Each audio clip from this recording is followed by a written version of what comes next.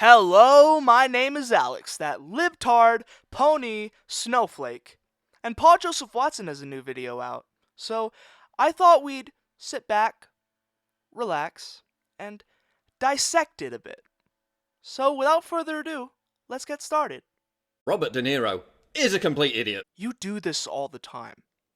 Every time a celebrity comes out and expresses an anti-Trump opinion, you just call them an idiot.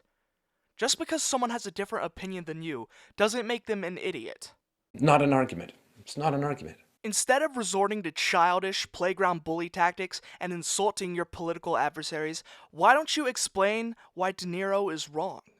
This is why the current political climate is in the toilet right now, because we can't have discussions with people we disagree with anymore. Any political conversation just devolves into a shouting match and name-calling. It's embarrassing. Talking to me? Yeah, I'm talking to you, you little bitch. Dude, was that supposed to be funny? It wasn't. Speaking to a class of students, De Niro put the current state of the US in movie terms. When you started school, the country was an inspiring, uplifting drama. You're graduating into a tragic, dumbass comedy. A tragic, dumbass comedy. A tragic, dumbass comedy. That's kind of ironic because tragic, dumbass comedy describes almost every movie De Niro has been in for the past 20 years. Damn, Paul, back at it again with the personal attacks. But seriously, what does the man's acting career have to do with his political views? Nothing. Seriously, I heard De Niro say tragic, dumbass comedy, and I thought he had a new Meet the Fockers movie coming out. De Niro has been in more crappy films than the number of times people have imagined my shock. Dirty Grandpa. Like a Werther's original dropped down a sewer drain, Dirty Grandpa represents the careless fumbling of a classic talent that once brought pleasure to millions. The emphasis there being on once. Analyse that? Yeah, I've analysed your recent filmography, and it's the most depressing list since Schindler's. Hey, De Niro, given that you haven't been in a good movie since the 90s, rather than subjecting us to your tawdry, predictable, anti-Trump verbal diarrhea, divisive, racist, misogynist, maybe you should concentrate on, I don't know, being an actor? Oh, shut the fuck up, Paul. Your side literally elected a celebrity to be president. You can't sit there and tell celebrities not to express political opinions when one is in the White House. You've already ruined your legacy by doing a relentless deluge of dreadful films. Now it looks like your sanity is starting to slip too. Sanity? You mean like your boss? I don't like them putting chemicals in the water that turn the friggin' frogs gay. Serious crap. And even though it has nothing to do with anything political, I'd like to point out that movies are subjective. While one person might love a movie, another person might hate it, and vice versa. Opinions aren't facts, Paul. He wants to punch people in the face. Well, I'd like to punch him in the face. Yeah, you look like a dollar store Gandalf who forgot to take his dementia meds. Because, we should definitely judge whether or not someone has something valid to say based upon their appearance. That's totally rational. And you know that saying about not throwing stones in glass houses? You're not the best looking guy yourself, and no amount of sepia filters can really help that. You ain't gonna be punching anybody, you stupid fucking herb. And if you do punch someone, it should be your agent, because for the last 2 decades, your movie roles have been about as memorable as Hillary Clinton's election victory speech. Well, at least De Niro's actually been in a movie. All you do is sit in front of your map and shout at a fucking camera, making the absolute worst videos the retrograde right has to offer. You're a discount Milo Yiannopoulos.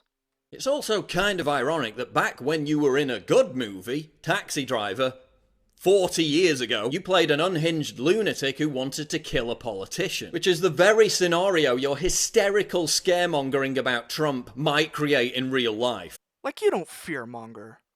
Dude, every other video you wave this terrorist boogeyman in front of your viewers' faces.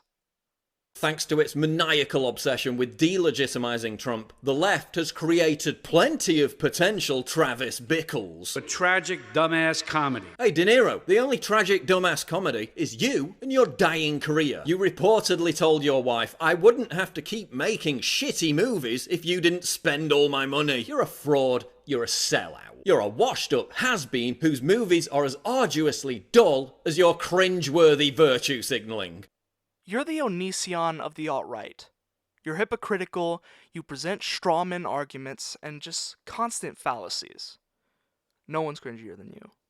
Tragic dumbass comedy. But tragic dumbass comedy. But tragic dumbass comedy. But tragic dumbass comedy. But tragic dumbass comedy. But tragic dumbass comedy. But tragic dumbass comedy. Dude, comedy comes in 3. You don't have to repeat the same joke over and over and over, and it's not even funny. Hey, I'm gonna put the Rotten Tomatoes rating, which is completely subjective, up on the screen, and I'm gonna put a fart noise. That's so funny, guys. Conservatism is the new counterculture. How old are you? Robert De Niro, please, do us all a favour. Just fucking retire already. And when it comes to politics... Shut the fuck up! And that right there is the problem. You don't want to have a discussion with somebody about politics. You don't want to debate. You just want them to shut the fuck up, and you want to insult them. And that is not the way that we are going to heal the division in this world. Mudslinging isn't going to help. All you're doing is agitating it and escalating the situation and making it worse. That is one of the biggest problems I have with both sides of the spectrum. It's just constant fighting. No civil debate. No listening. Just fighting, shouting, screaming, and insulting. It's awful. The reactionary politics of both sides aren't good for anybody. Because at the end of the day, you're less focused on trying to make your country better and more focused on just trying to piss off the other side as much as you can. It's toxic. What could be more triggering to libtards than my face and this slogan? Get your new premium quality "Conservatism is the new counterculture" t-shirt right now at InfoWarsStore.com and let the butthurt commence. Why do I even bother?